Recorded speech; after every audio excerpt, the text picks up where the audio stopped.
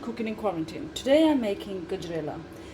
Some people call it gajar ka halwa, but the reason I don't like gajar ka halwa because it insinuates that it's a kind of a paste, halwa paste, whereas I don't. I like it carroty. So what I've done is grated the carrots, about 2 kg carrots, and again, it doesn't matter if you grate it by hand or you grate it in the food processor.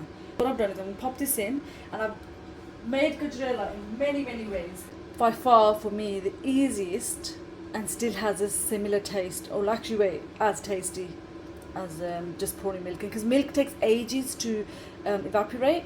So what I'm doing now is, it's got its own water anyway, the carrot has. I'm going to put in just a little bit of water, and I'm just going to put it on a low heat, cover it, and let it all soften up itself in its own water. Okay, so it's been about half an hour. Hopefully you can see. Hold on. It has softened up a lot and got its own juices there now. And we want to wait for all that to dry up before we can start the second pot. But we do need to let the water all dry up. And there's nothing left of it. I'm just going to put it on a low to medium heat to cook further. Okay? Because what I found with the milk one, I remember it should take ages and ages for the milk to evaporate. So here in its water it will, and it'll be a lot quicker.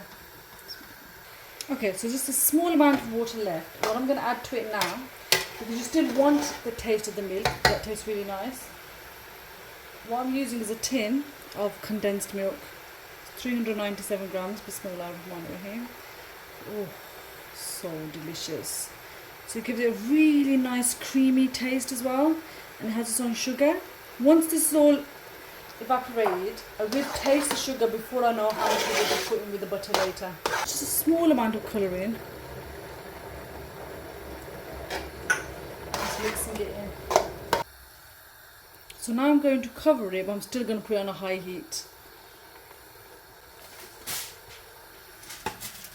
Okay, so it's been about 20 minutes. The milk is kind of evaporated. There's a little bit of moisture left.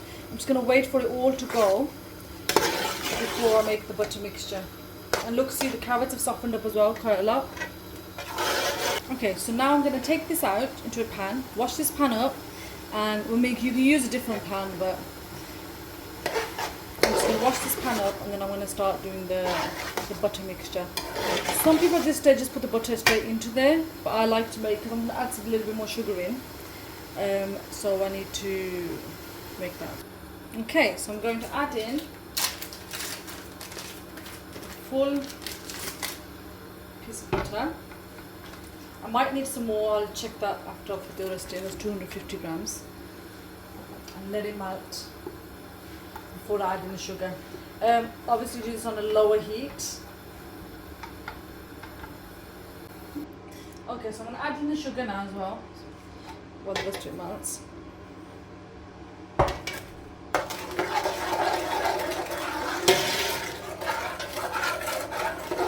Carry on mixing it around till the butter melts. The sugar melts with the butter. I like to do this separate. Don't know, which is a personal choice. I think it's nice because what happens is the sugar kind of melts then, and then when I put the carrots in, you won't get the gritty taste. Again, this is on a very low heat because I don't want the butter to burn. Okay, so now it's all melted. You don't want it to burn. At this point, when it's slightly melting, you can add in the nuts and the coconut and stuff. My family don't like the bits in it, but if you're going to present it to the family, then I would advise put it in. So I'll put it in. Okay, so let the rest of the juices kind of run out. I'm going to pop it in here, bismillah. And this is the best bit, okay? So this is the bit where I say it makes a difference of how your gajarela tastes. So I'm going to cook it in this butter, and I'm going to carry on cooking it until it comes to a really nice colour. Okay? Here is where some people will mix it a little bit and then leave it. And I feel the taste comes from when when it's sticking slightly at the bottom and you've really cooked it. So I will tell you how many minutes it's taken me. So I've started cooking it now. And right now, look, the butter hasn't separated, nothing. You want the butter to end up separating, colour to come out, sticks a bit on the sides. Yeah, I'll show you. And that's what gives it that really nice bhuna taste again. Okay, so bismillah. Just to add, you're cooking all this on a high heat now. Okay?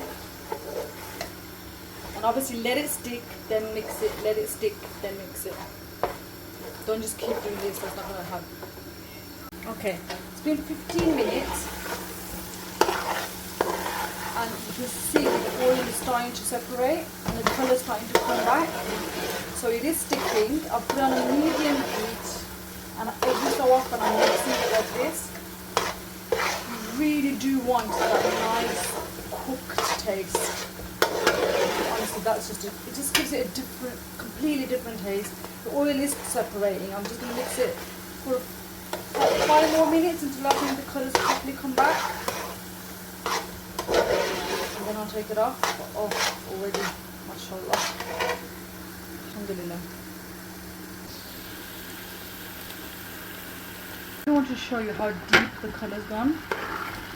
That's what gives it a nice colour. And can you see how the oil is separated? And this is why now it's taken me 25 minutes mixing this. That gives it that lovely taste. You could cook it for less, depending on how cooked and how uncooked you want it. I think the taste is truly divine when you take the time to cook it. So, alhamdulillah, that's the deal done.